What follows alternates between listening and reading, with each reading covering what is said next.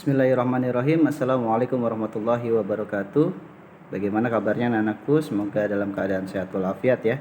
Baik, pada pertemuan kali ini Mister akan menjelaskan terkait dengan kisi-kisi untuk persiapan PTS ya, yang mana harusnya hari ini kita ada pelajaran tatap muka. Namun karena hari ini ada vaksin kedua di sekolah kita, maka dari itu pembelajarannya kita alihkan melalui YouTube ya, yang mana Mister akan membahas terkait dengan kisi-kisi yang akan Mister sampaikan berkenaan dengan PTS 1 ini. Semoga anak-anakku sekalian bisa menyimak dan bisa memperhatikan dengan baik agar nanti bisa dipelajari lebih baik lagi sehingga nilai PTS-nya akan mendapat nilai yang terbaik. Baik, yang pertama seperti yang sudah Mister sampaikan, untuk PTS ini kita ada 3 bab. Yang pertama adalah bab 1, bab 2, bab 3. Bab 1 adalah rendah hati, hemat, dan hidup sederhana. Yang kedua adalah mengkonsumsi makanan, minuman halal dan bergizi. Dan bab ketiga adalah beriman kepada kitab-kitab Allah. Baik, apa saja kisi-kisi yang akan keluar dalam PTS nanti kita akan bahas. Yang pertama adalah kita langsung bahas kepada indikatornya. Anak-anakku bisa lihat di layar indikatornya, perhatikan.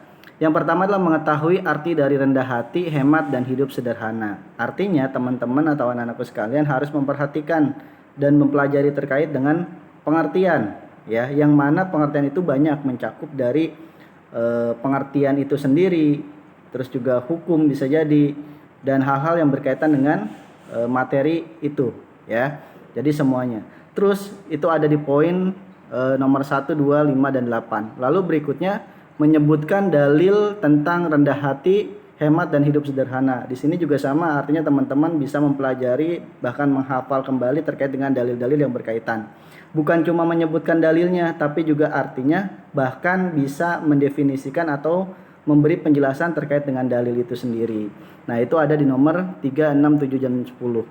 Lalu berikutnya, menjelaskan cara hidup rendah hati, hemat, dan sederhana. Nah, teman-teman harus menjelaskan secara rinci terkait dengan implementasi dari hidup hemat ya, hidup rendah hati dan hidup sederhana itu seperti apa sih gitu ya. Nah, itu seperti itu ada di nomor 4 dan 9. Nah, baik, itu adalah di bab 1. Jadi teman-teman harus, anak-anakku sekalian harus pelajari lebih dalam lagi terkait dengan materi ini.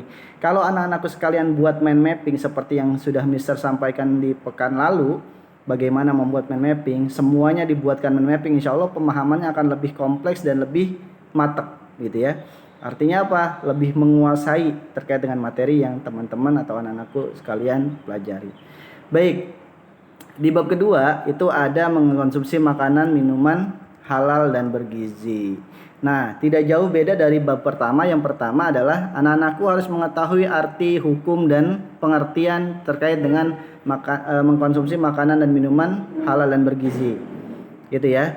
Semuanya terkait dengan pengertian, pengetahuan terkait dengan makanan dan minuman halal harus dipelajari. Ini ada di nomor 11, 12, 13, 17 gitu ya.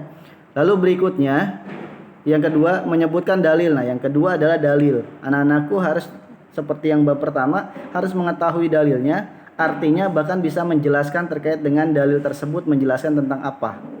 Gitu ya.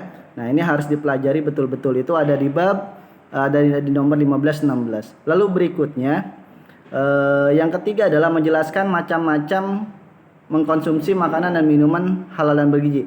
Teman-teman atau anak-anakku sekalian, di dalam buku juga mungkin sebagian dijelaskan bahwasanya ada makanan-makanan dan minuman yang diharamkan. Apa saja, dan teman-teman atau anak-anakku bisa menjelaskan ini. Gitu ya. Apa saja, apakah mengkonsumsi contohnya bebek itu halal atau haram dan sebagainya, itu nanti ada di nomor 14, 18, 19 dan nomor 20. Gitu ya. Oke. Yang terakhir adalah bab ketiga. Bab ketiga beriman kepada kitab-kitab Allah ya. Langsung kepada indikatornya. Yang pertama mengetahui arti, hukum, dan pengertian tentang beriman kepada kitab-kitab Allah. Yang pertama adalah teman-teman anak-anak sekalian harus mengetahui apa itu beriman kepada kitab-kitab Allah. Gitu ya. Bahkan kepada nabi siapa kitab Allah itu diturunkan, di mana gitu kan, dan apa isinya, itu di dalam nomor 21, 22, 23, 32, 36, 40 di situ ada ya, terkait dengan pengertian beriman kepada kitab-kitab Allah. Lalu berikutnya yang kedua, menyebutkan dalil-dalil yang berkenaan dengan beriman kepada kitab-kitab Allah. Menyebutkan ya, artinya bisa menyebutkan dalilnya atau menyambung ayatnya atau menyambung hadisnya. Lalu berikutnya artinya atau juga menjelaskan terkait dengan pengertian dari dalil-dalil tentang beriman kepada kitab-kitab Allah. Lalu yang terakhir adalah menjelaskan macam-macam kitab Allah beserta isinya. Nah, teman-teman di yang terakhir adalah menjelaskan macam-macam kitab Allah. Ada berapa kitab Allah, kepada nabi siapa kitab Allah diturunkan, ya, pada tahun berapa diturunkannya, isi dari kitab itu apa. Nah, gitu ya. Itu tolong dipelajari dengan lebih dalam lagi karena ini ada di nomor 24, 25, 26, 27, 28 dan 31. Nah, itu adalah kisi-kisi terkait dengan kegiatan PTS.